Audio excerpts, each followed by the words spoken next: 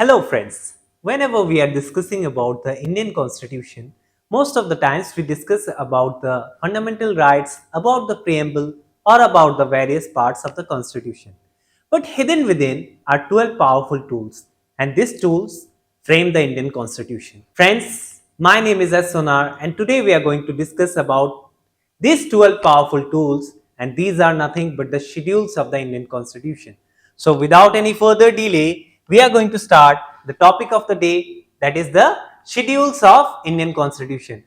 And I'm also going to give you some shortcut tricks how you can remember all the schedules of the Indian Constitution. So friends, first we must know what are schedules. So basically it is a tabular form which basically categorizes the bureaucratic activities and the government policies. In simple words, if we want to know what are schedules, basically it gives us additional constitutional informations about the various provisions and it categorizes the various aspects of the Constitution of India. So without any further delay, we are going to discuss all the 12 schedules of the Indian Constitution, starting from the first schedule.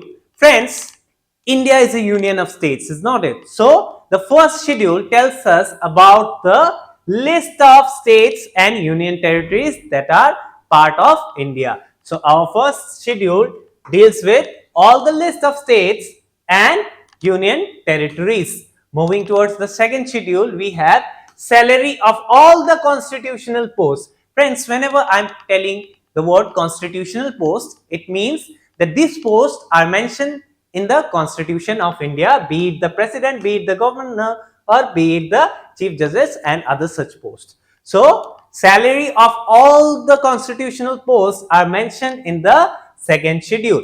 Moving towards the third schedule, we have forms of oath and affirmation.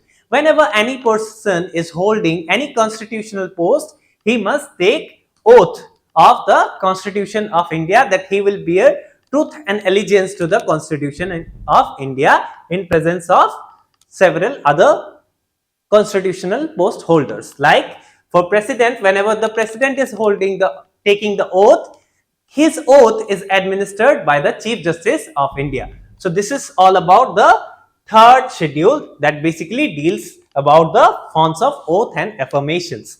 Now moving towards the fourth schedule, we have allocations of seats within the Rajya Sabha, that is the upper house of the Indian legislature. So the allocation is based on the proportional representation. So this fourth schedule deals with the allocation of seats of each state of India in Rajya Sabha. Now moving towards the next slide, friends, we have the fifth schedule that is basically dealing with the administration of scheduled areas and scheduled tribes of all the parts of India except Northeast. And for Northeast, we have a special schedule that is the sixth schedule, and it is providing the same provisions but for four states, that is Assam, Tripura, Meghalaya and Mizoram. These four states basically ATMM, Assam, Tripura, Meghalaya and Mizoram. It provides special provisions for the administration in the scheduled tribes areas of this particular state. So this is all about the sixth schedule. Moving towards the next slide, friends, we are having the next, that is the seventh schedule. Friends, basically the seventh schedule deals with three lists. Basically, it gives allocation of powers and functions between union and states, and it consists of three lists. Now, this list known as union list, state list, and the concurrent list. Now, there are certain subjects in each of these lists, like union list. All the subjects under union list, only the central government can make certain laws regarding this particular subject, such as defense. Okay, so defense, any law regarding defense, only the central government will be making laws. Now, state list, there are certain subjects on the state list in which the state government is only allowed to make laws or to make certain changes, such as police, etc. So, only the state government is allowed to make certain provisions in the state list, whereas in the concurrent list, both the states and the union government can make certain provisions or make certain laws for the welfare. So this is all about the seventh schedule. Friends, one of the most important schedules of our Indian constitution is the eighth schedule, and basically it deals with all the languages recognized by the Constitution of India, and it contains 22 languages. But initially it had 14 languages. Then Sindhi was added by 21st Constitutional Amendment.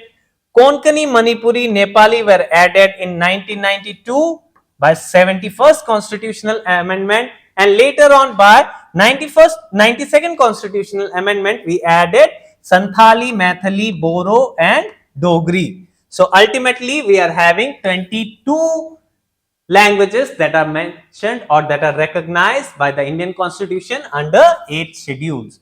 Moving towards the next slide, we are having the ninth schedule. Friends, this ninth schedule was added by the very first constitutional amendment in the year 1951, and it contains several provisions for protecting certain land reform laws against the judicial review. Now, what is judicial review? Friends, judicial review is a provision in by which the Supreme Court reviews any particular law whether they are violating the fundamental rights or not. So, in order to protect these laws from the judicial review, this particular amendment was done. Moving towards the next slide, we are having the 10th schedule, that is added by the 52nd Constitutional Amendment in the year 1985, and it contains provisions of disqualifications on the ground of defection. It is also known as anti-defection law. Anti-defection law. Now friends, what is it all about? That suppose any party, any particular political person is winning from any particular party, and after winning he cannot change his political party. He need to remain in the same party, and if he is changing his party, he will be disqualified on the ground of defection.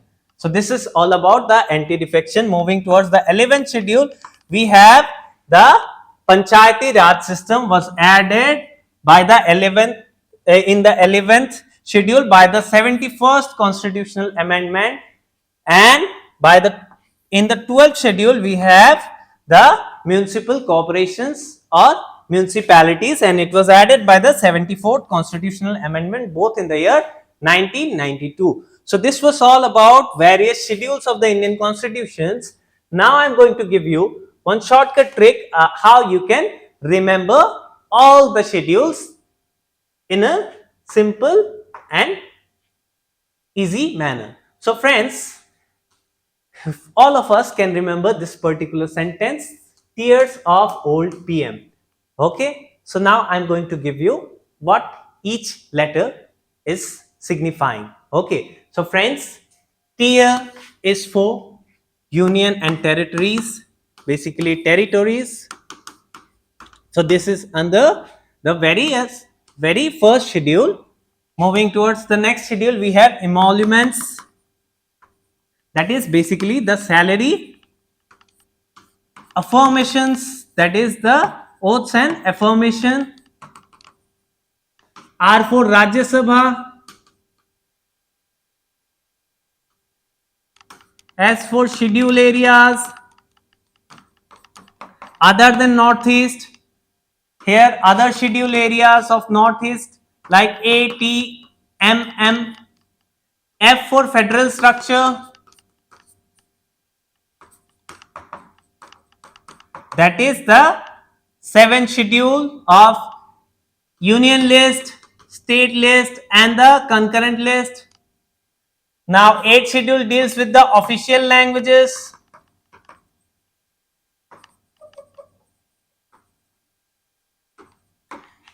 9th schedule deals with the land reform laws.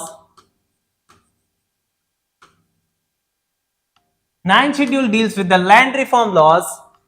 Friends, the 10th schedule deals with the anti-defection law. 11th schedule deals with the Panchayati Raj system, and 12th schedule deals with the municipalities. So friends, I guess this is a very effective shortcut trick which we all of us can remember, where T is for territories, E is for emoluments or the salary, A is for affirmations, which means the oath and affirmations, R is for allocations of seats in the Rajya Sabha. Friends, basically the fifth schedule is dealing with the schedule areas of India other than the northeastern states. Sixth schedule is dealing with the schedule areas of northeastern states. These are Assam, Tripura, Meghalaya and Mizoram. F is for federal structure, as I've told you, like union list, state list and the concurrent list. O is for official languages, that is the 8 schedules. L is for land reform laws that are mentioned in the 9th schedule added by the first constitutional amendment. D is for defection, anti-defection mentioned under the 10th schedule. P is for panchayat mentioned under 11th schedule, and M is for municipalities that are mentioned under the 12th schedule of the Constitution of India. So friends, this was all about from my side. If you want to learn more simple topics, if you want to learn more topics in a simple and holistic manner, stay connected with Edufy.